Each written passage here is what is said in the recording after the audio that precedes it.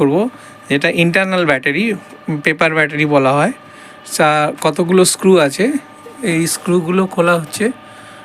এই স্ক্রুগুলো খোলার পরে একটুখানি এই এতে চাপ দিতে হবে। হ্যাঁ, চাপ দিলে এখান থেকে আস্তে করে খুলে যাচ্ছে। হ্যাঁ, এই যে খুলে গেল। খুলে যাওয়ার পরে এই যে ব্যাটারিটা আছে, এই ব্যাটারিটা, হ্যাঁ হ্যাঁ, এই ব্যাটারিটা চেঞ্জ করা হবে।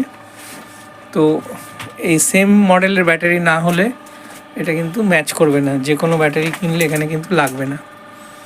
তো সেই ব্যাটারিটা খুলে দেখে নিতে হবে, তারপর ব্যাটারিটাকে যথাযথ জায়গায় আবার লাগিয়ে এটাকে দুটো বা তিনটে স্ক্রু আছে, সেই স্ক্রুগুলো লাগিয়ে দিতে হবে।